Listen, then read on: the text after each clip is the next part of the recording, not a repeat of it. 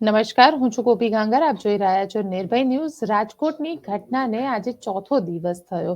યુવરાજસિંહ જાડેજા ત્યાં પહોંચેલા છે અને ત્યાં આગળ ઘટના સ્થળ ઉપર પણ ગયા હતા. યુવરાજસિંહ, પૂછવા માંગીશ કે ઘટના સ્થળ ઉપર ગયા ઘણા બધા પરિવાર ના જે લોકો છે, આજે હજી પણ ઘણા એવા પરિવારના લોકો છે જે લોકોને લાશ નથી મળી શકી. શું કહેશો આપ? ત્યાં આગળની ઘટના સ્થળ ઉપરની સિચ્યુએશન શું હતી? સૌપ્રથમ તો જે ઘટના સ્થળ છે એ ઘટના સ્થળ ઉપર નજીકથી જયારે અમે જોયું ત્યારે એ વાત સ્પષ્ટ થઈ કે જે કાટમાળ હતો, બરોબર, જે આખો જે જગ્યાએ આખું ટીઆરપી ગેમ ઝોન ઊભું હતું એ આખું હવે મેદાન બનાવી નાખવામાં આવ્યું છે. એટલે ક્યાંક ને ક્યાંક પ્રાથમિક દ્રષ્ટિએ જે રીતે હું કાયદો જે વિષય છે એનો અભ્યાસ કરી રહ્યો છું એ પ્રકારે એવું લાગે છે ક્યાંક ને ક્યાંક કોઈને કોઈ પુરાવા છુપાવવાનો કંઈક પ્રયાસ થતો હોય ને પ્રાથમિક દ્રષ્ટિએ, એવું અહીંયા પ્રસ્થાપિત થઈ રહ્યું છે. બીજી વાત કે જે લોકોના પરિવારજનો અત્યારે સિવિલ હોસ્પિટલ અને બીજી જે ગજાનન હોસ્પિટલ છે ત્યાં એ પરિવારજનો ક્યાંક ને ક્યાંક હજી પણ એ પોતાના જે વાલસોયા જે ગુમાવ્યા છે એના માટેની અત્યારે રાહ જોઈ રહ્યા છે. કેમ કે ઘણા બધા એવા લોકો છે પરિવારના કે જે પોતાના જે વાલસોયા બાળકો હોય કે પોતાના વડીલો હોય એને અત્યારે શોધી રહ્યા છે. આંકડો અધિકૃત રીતે જોવા જઈએ તો અત્યારે 28 કે 29 નો બતાવવામાં આવી રહ્યો છે, પરંતુ જે રીતે અહીંયા મીડિયા મિત્રોને મળ્યો કે જે રીતે બીજા અન્ય લોકોને મળ્યો તો 45 ઉપરનો આંકડો અત્યારે મળી રહ્યો છે. ઘણી બધી જગ્યાએ જે રીતે કહી શકાય કે જે ઘટના બની, આમ તો દુર્ઘટના, જે દુર્ઘટના બની એ દુર્ઘટનામાં માણસના જે હાડકા હોય હાડકા પણ નથી મળી આવતા અને જે કહી શકાય ને કે ભાઈ જે લોહી એ લોહી પણ મળી નથી આવતું. એટલે કઈક એવું મળે કે જેના કારણે આપણે ડીએનએ કરી શકીએ, પરંતુ એ ડીએનએ કરવા માટે પણ જે ખરેખર પ્રાથમિક પુરાવા તરીકે જે અસ્થિઓ જોઈએ એ પણ હજી સુધી મળી નથી આવી. એટલે ઘણા બધા લોકો અત્યારે જે ગુમ થયેલા છે એની યાદી અત્યારે થોડી મોટી છે. એ ક્યારે મળશે એ પણ અત્યારે પ્રશ્ન જે છે એ ઘણા બધા પરિવારજનો પણ અત્યારે કરી રહ્યા છે. બીજું કે આજ સાંજથી અમે જે પરિવારજનોમાં અત્યારે કહી શકાય પોતાના જે વાલસો ગુમાવ્યા છે તેને સાંત્વના આપવા માટે આજ સાંજથી અને આવનાર 2 દિવસ, એ 2 દિવસ સુધી અમે સતત એમના ઘરે પણ જવાના છીએ. તેમના પરિવારને આ દુઃખ સહન કરવાની ભગવાન શક્તિ આપે એના માટે, અને જેટલો પણ થઈ શકે અમારી જે યથાશક્તિ છે એ જી યુવરાજસિંહ. એટલે આવતીકાલથી, એટલે કહેવાય કે આજથી જ અમે જે અલગ અલગ પરિવારના જે લોકો છે જેને પોતાના વાલસોયા ગુમાવ્યા છે તેમને રૂબરૂ જેને મળવાના છીએ, તેને સાંત્વના આપવાના છીએ, તેને હૈયાધારણા આપવાના છીએ અને આમાં નિષ્પક્ષ તપાસ થાય તેના માટે ના પણ અમે આગળના દિવસોમાં અમે ઘણા બધા રચનાત્મક કાર્યક્રમો આપવાના છીએ.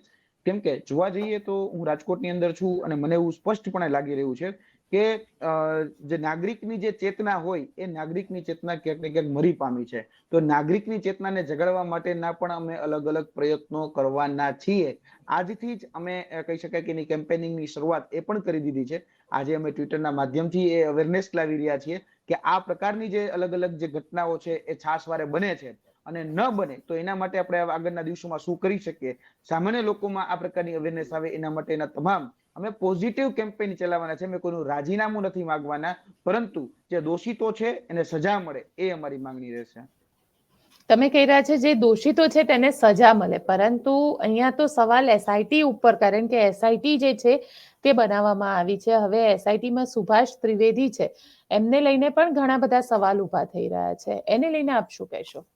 સૌપ્રથમ જો હું વાત કરું તમને એસઆઈટીની, આ એસઆઈટી જે છે ને એ વર્તમાન પરિપ્રેક્ષમાં જોવા જઈએ તો સૌપ્રથમ તો જે તપાસ કરનાર જે લોકો છે એની સામે જ તપાસ ચાલી રહી છે, તો એ ક્યારે નિષ્પક્ષ રીતે તપાસ કરી જ નથી શકવાના.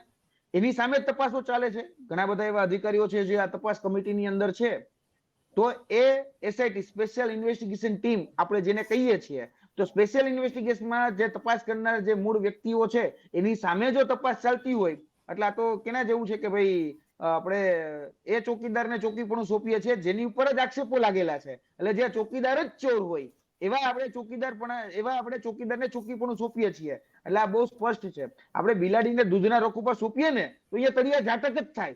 એટલે અત્યારે જેને રખોપા કરવાની જવાબદારી, જેને રક્ષણ કરવાની જવાબદારી જેને આપણે સોંપી છે ને, એ તમામ લોકો અત્યારે શંકાના દાયરામાં છે. અને વાત રહી જો એસઆઈટીની, તો એસઆઈટીમાં હું એ સ્પષ્ટ માનું છું કે એસઆઈટીમાં અમે ભૂતકાળમાં બિન સચિવાલય વખતે 5 ડિસેમ્બર 2019 ના રોજ જયારે એસઆઈટી નું ગઠન થયું ત્યારે એ એસઆઈટી ની અંદર અમારા નામ હતા. અમારા નામ એટલા માટે હતા કારણ કે અમે વિદ્યાર્થી પક્ષે અવાજ ઉઠાવતા હતા. એસઆઈટી કઈ દિશામાં કામ કરશે, એ એસઆઈટી કઈ રીતે કામ કરશે અને યોગ્ય દિશામાં કામ કરે છે કે નહીં એ કોણ જાણી શકે અને કોણ સમજી શકે? તો જે પીડિત વર્ગ હોય તો પીડિત વર્ગનો જે આગેવાનો એ જ સમજી શકે. તો એસઆઈટી ની અંદર જે અધિકારીઓના નામ લખવામાં આવ્યા છે, શું એ એસઆઈટી ની અંદર એ જે પીડિત પરિવારો છે એનું કોઈનું નામ છે ખરી? એસઆઈટી સાચી દિશામાં કામ કરશે કે ખોટી દિશામાં કામ કરશે એ જાણ કોણ કરશે? એટલે આ એસઆઈટી ની અંદર જે પીડિત વર્ગ છે, જે પોતાના વાલ સોયા ગુમાવ્યા છે, એ લોકોને પણ આમાં ઉમેરો કરવો જ જોઈએ. બીજી વાત, એસઆઈટી ની વાત છે એટલા માટે કહું છું, જે આઈ થિંક જે અધિકારીનું નામ છે એ અધિકારી ઉપર ભૂતકાળમાં ઘણા બધા આક્ષેપો લાગેલા છે. તમે જે એસઆઈટી ના મુખ્ય જે કરતા હતા અને મુખ્ય જે અધિકારીઓ છે એ ત્રિવેદી સાહેબ, તો ભૂતકાળમાં તમે એને જોયું હશે કે બોટાદની અંદર જયારે લઠ્ઠાકાંડ થયો ત્યારે લઠ્ઠાકાંડમાં પણ આ જ અધિકારી હતા કે જે તપાસ કરતા, જે તપાસ પંચ હતું એમના એક મૂળ અધિકારી હતા.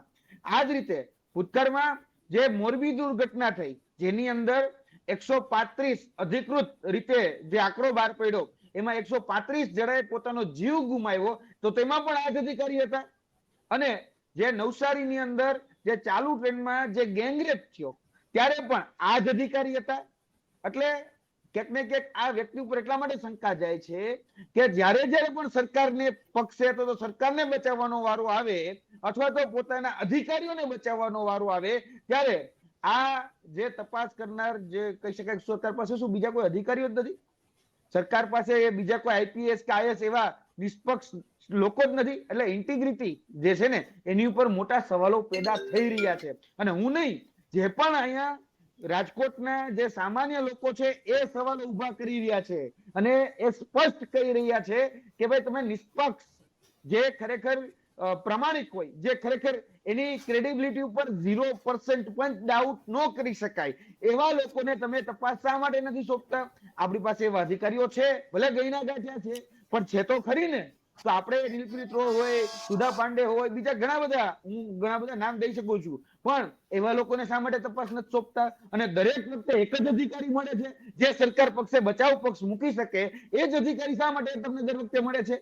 તમે એટલે કે સરકાર જો નિષ્પક્ષ તપાસ કરવા માંગતી હોય તો હું 3 થી 4 સજેશનો આપું છું. પહેલા વેલા તો એસઆઈટી છે, એ એસઆઈટી ના નામે જે અત્યારે ડિંડકો ચાલી રહ્યા છે, જે નાટકો ચાલી રહ્યા છે, એ ડિંડક અને નાટક બંધ કરે. એસઆઈટી માં જો ખરેખર તમારે નિષ્પક્ષ તપાસ કરવી હોય, યોગ્ય તપાસ કરવી હોય, છેલ્લા છેવાડાના કહી શકે કે આમાં જે પણ આરોપી છે ત્યાં સુધી જો પહોંચવું હોય તો આની અંદર જે પીડિત વર્ગ છે એના પરિવારજનોને પણ ઉમેરો કરો.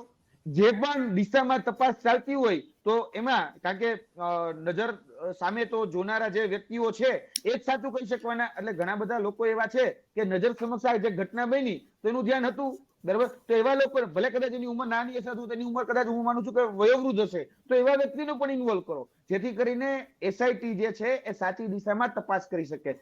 અને અધિકારીઓ જે છે એને ભાઈ તમે શા માટે બાકાત રાખો છો એસઆઈટી માંથી?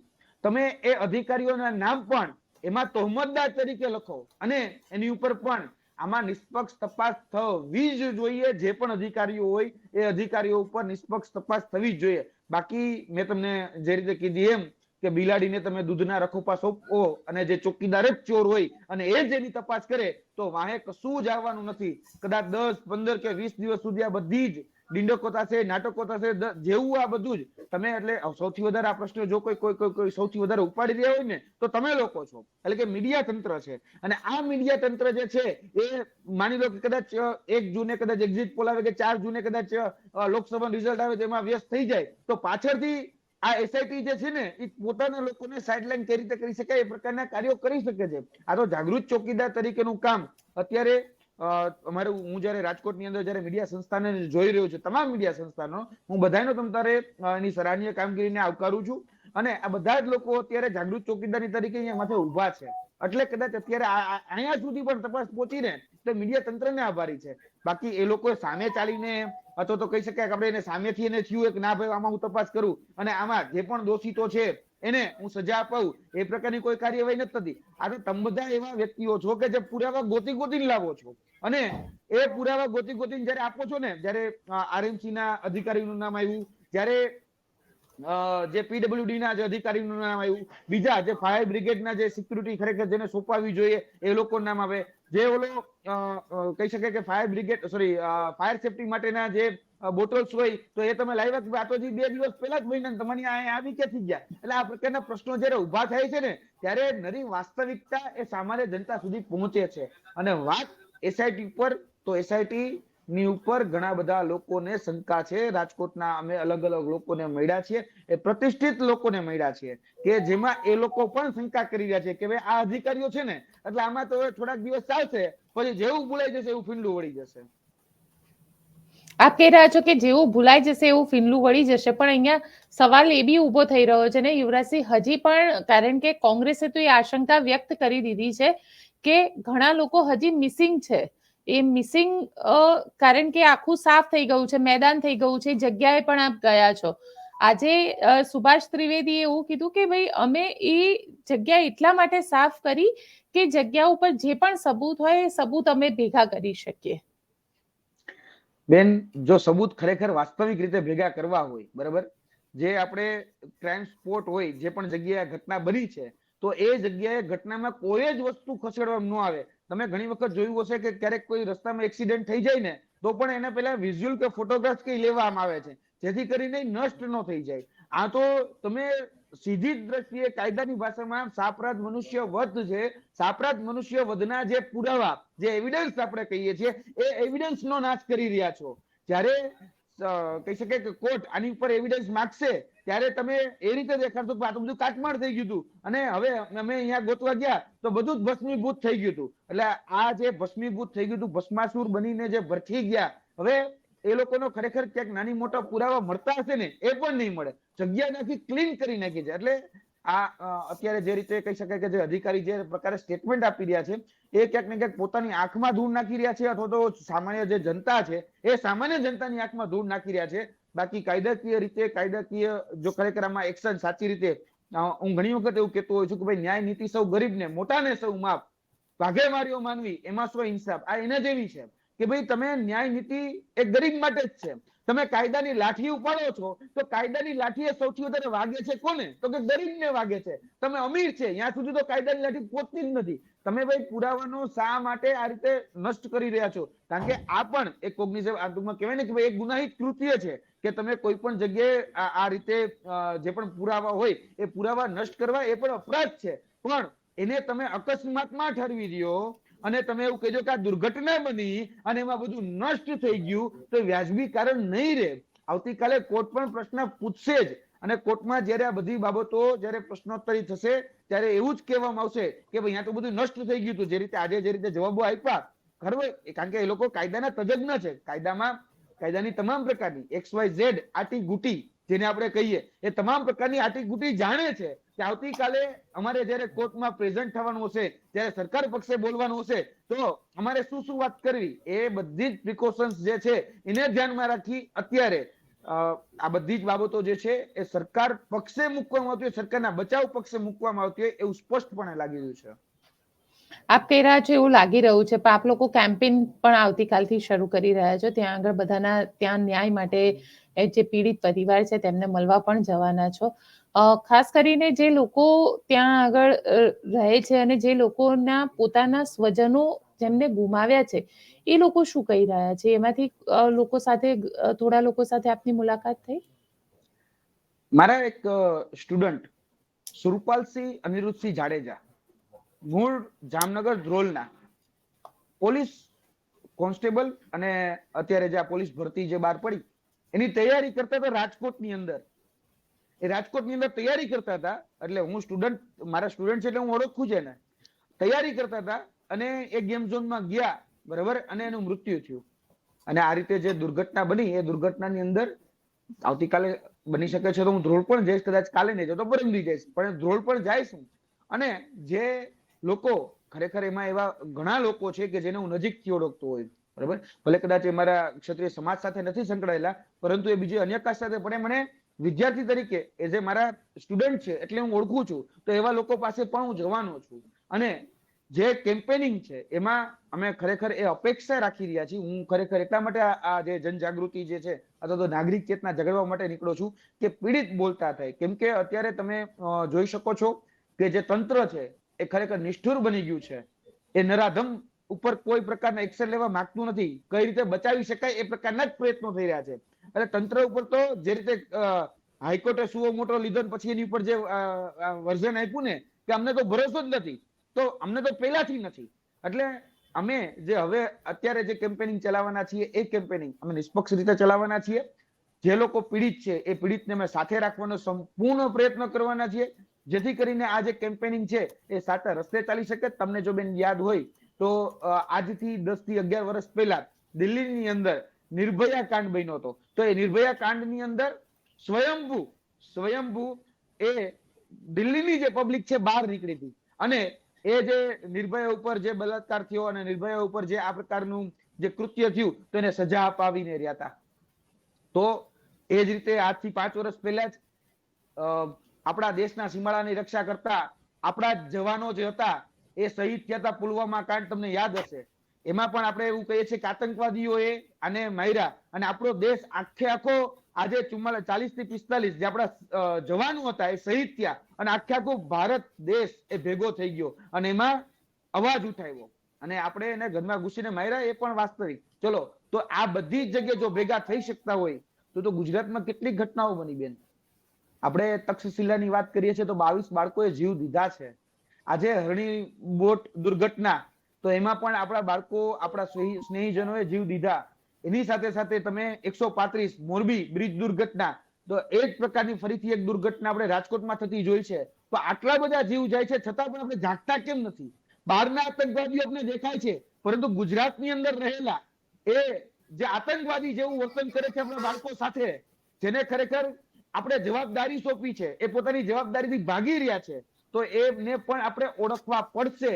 કેમ કે આ કળિયુગના જે કૌરવો છે, આ કળિયુગના કૌરવો જેને આ લાક્ષાગ્રહ બનાવ્યા છે, એ લાક્ષાગ્રહની અંદર આપણા જ બાળકો આપણા જ બાળકો જે છે પોતાનો જીવ ગુમાવી રહ્યા છે. એટલે આ કળિયુગના કૌરવોને ઓળખી એ શકુનીએ જેને જયારે લાક્ષાગ્રહ બનાવ્યું હતું, તો અત્યારના શકુનીઓ કોણ એને પણ આપણે ઓળખી અને આપણે એનો હિસાબ કરવો પડશે. એટલા માટે આજે અત્યારે ભસ્માસુર બનીને જે ભરખી ગયા છે બાળકોને, વડીલોના જે જીવ લીધા છે અને જે લાક્ષાગ્રહ બનાવ્યા છે, કેમ કે અત્યારે ગુજરાતની અંદર આવા લાક્ષાગ્રહો ઘણા બધા છે. એવું નથી કે આજે વખતે તો એક ટીઆરપી ઝોન છે, ટીઆરપી ગેમ ઝોન સામે આવ્યું છે, પરંતુ આખું આ જે ગેમ ઝોન છે એ જે ડેથ ઝોન બની ગયું છે.